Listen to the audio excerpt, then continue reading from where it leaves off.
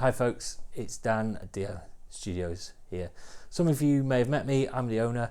I'm just jumping on to help you get to grips with what's in the room, how everything works. Specifically the mixer, it can be a bit daunting for some people. I'm going to go into depth about how to set that up and how to get the sound you want and to minimize feedback in the room. Obviously, you sort of housekeeping. Please tidy up after yourselves, any spillages. There's cleaning equipment in the kitchen. The kitchen is stocked, ready for you to use. Coffee, teas, etc. Please clean up any pots that you use and clean up after yourselves, just to make sure that everyone can enjoy the spaces in the same way that I've set them up to be enjoyed.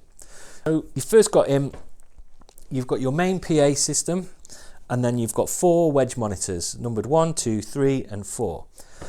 These are your personal monitors. You can set the levels of microphones, etc. in your monitors how you particularly like them. You can also save your settings on the mixer or on a USB dongle so that when you come back to your next rehearsal, everything's set up as you want it to go. 3 microphones are already set up for you to use, and the monitoring system is set up specifically for those microphones in those positions.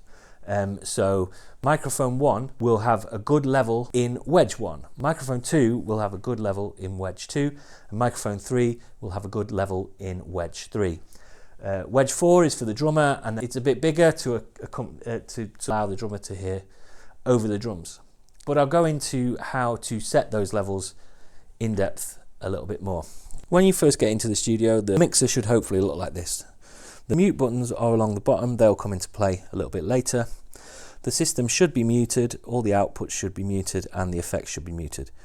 If those are not, you can press the recall basic setup and it will bring it back to this setup where you've got mic 1, 2 and 3. So quickly about the mixer, you've got several sections along the bottom which are accessed by these buttons. Config is where you set your inputs and set up your inputs. So if you want to add a guitar, say in input number 9, you can click into there. Processing is where you can add EQ and compression to the inputs, and EQ and feedback assistance to the outputs. Fader is where you are sending the inputs that you've already set up, you're sending them to the outputs. So at the moment this is on main left and right. If you click the sends to button at the top there, you can also select where those faders affect. Output 1 to 4 being the wedge monitors that are numbered in the room. Effects is as it sounds. There are 4 different effects units within the system. I just have in the DIO basic setup, Easy Verb is a vocal reverb, and that's set up for the microphones to go through it. Then home is where you access scenes. You can access scenes, you can recall. That's where if the recall DIO basic setup button doesn't work, go onto scenes in the home menu and click recall on start here, and that will bring it back to the proper system. Sometimes it doesn't work when you push that button. It's because someone's reloaded a setting that doesn't have that button set up. But if you go into home, then scenes on the top, and then find start here and recall, that will put it back into a basic setting. Here you can also save, so if you find an empty patch, you can store a new patch and save your band's patch. I'm going to delete that one because I don't need it. You can name it, and you can also save them onto USB cards as well. So that's the basics. Oh, sorry, across the top here you have the menu. Let's say we're in the fader menu. There are pages. So page 1 is inputs 1 to 8, that's these top ones, and they're just XLR. Inputs 9 to 16, the next page on the menu, are these ones, and they also have a TRS, i.e. a jack input as well. So you can input things like a guitar and an acoustic in 9 to 16. The third page is your stereo inputs and effects. So stereo input is that pair there, and that's a pair of jack inputs for things like, say, a keyboard.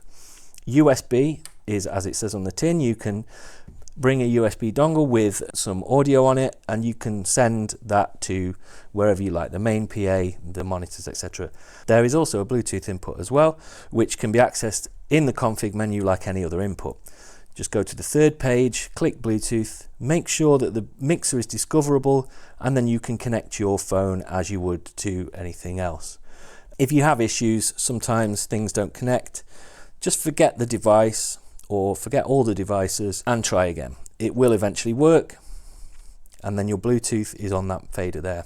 Effects like I said, FX1 is the vocal effect that I mentioned before. You can see it's at just over minus 23 dB of volume.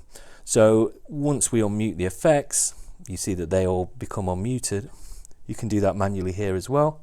And then you can turn the effects up. That is the effects that are going to the output. I'll show you how to send channels to the effects later. And then your outputs as well. And then if we mute the outputs, you'll see there that all these mutes unmute. It's prudent to, if you aren't using an input, let's say you're using only one microphone 1, mute microphone 2 and 3, and then they're not going to be causing issues with feedback in the room. Likewise with the outputs, if you unmute all the outputs but you realize that you're not using, so the main left and right here, and then you've got output 1, 2 and 3 and 4, which is the wedges. 5 and 6 aren't currently installed, but you could have, say, in-ear monitors in them. Mute any outputs that you're not actively using. So let's say it's just a vocal trio and you don't want the drums, then mute output number 4, and you're not going to be battling with extra or auxiliary sound that you don't need. So mute any inputs that you're not using and you'll have a much better time getting the sound that you want in the room. So let's set up a microphone and I'll give you an example of how this works. So if we go into the config on the inputs, obviously we're on the Bluetooth, we were just sorting that out. Let's have a look. Mic 3 is close to me here, so I'm going to set that up. You can name it if you like in the name section, but what I would say is the easiest way is to go to, make sure that someone is on the microphone. Don't break the mic stand like me. Someone's on the microphone, and notice that they're muted outputs, so I'm not going to hear any sound still. I'm going to say, I'm going to auto sit on gain assistant, and then I'm just going to check it. 1 2 1 2 2 1 2 1 2 2. Check 1 2. You're going to get this once it's completed its gain check. You can do that manually if you like. Oops. You can set the gain manually.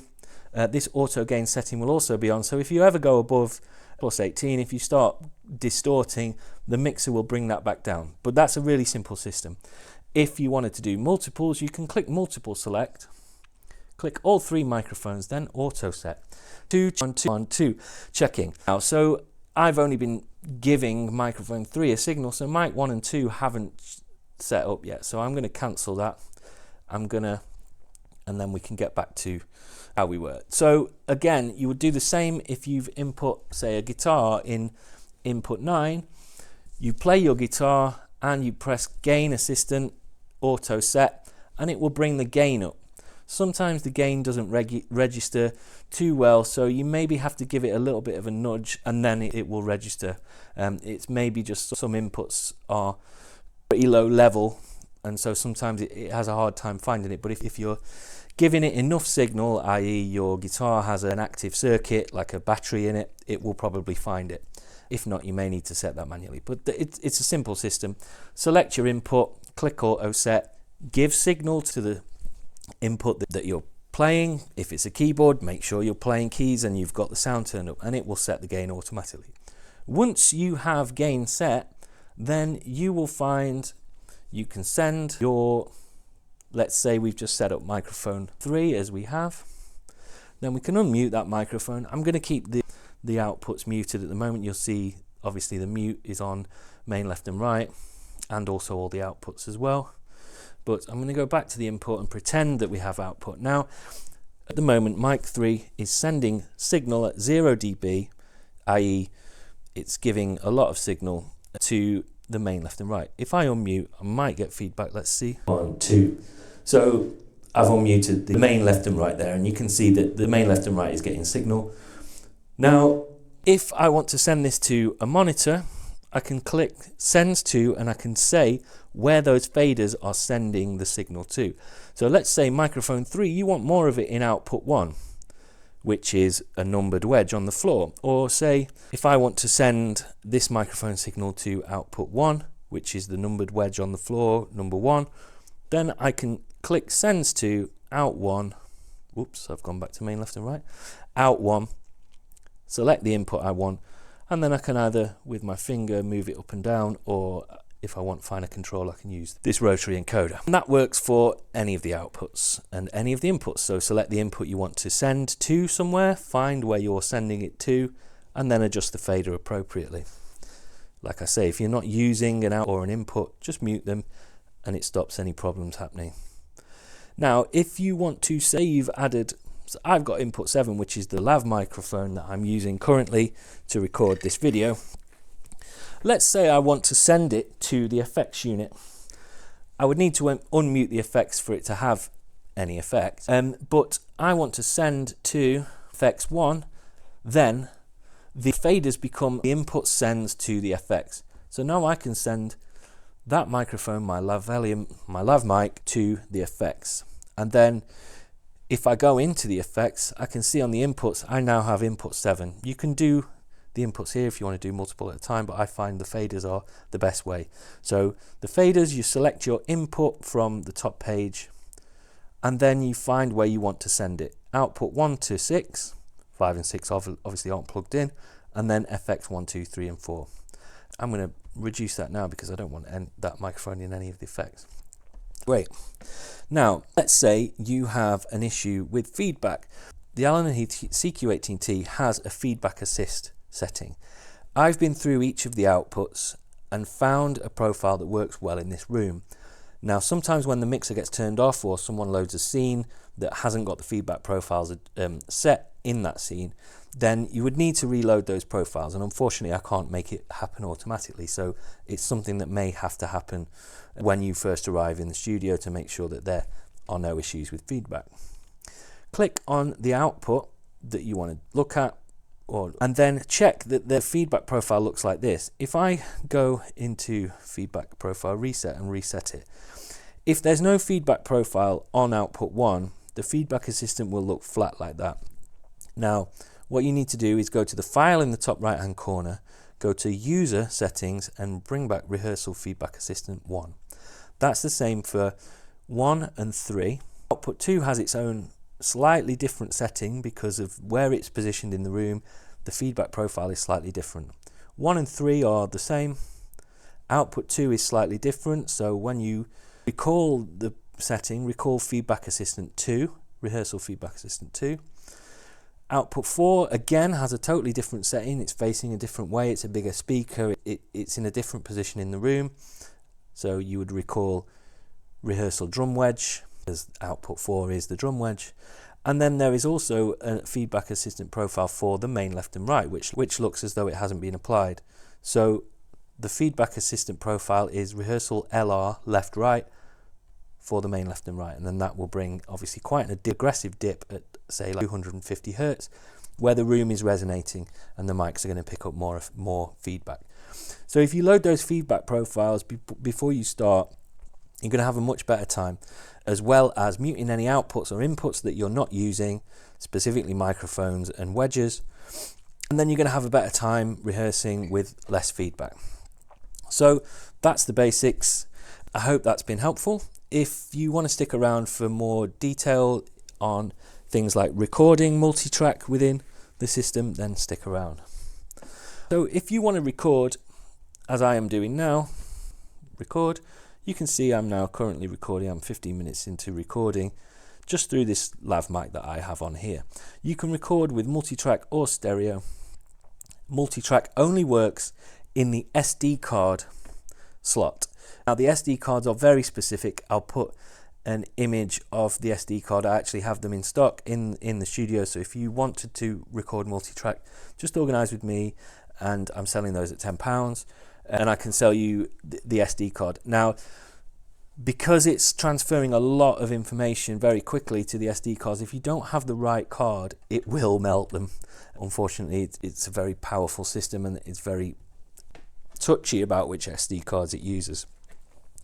Alternatively, you can connect your USB to your laptop and bring any digital audio workspace or DAW that you want to use and connect it via USB-B to the mixer. The mixer then interacts with your computer as any other audio interface, but albeit a very powerful one with 18 inputs, including the main left and right, and 8 outputs, including the main left and right.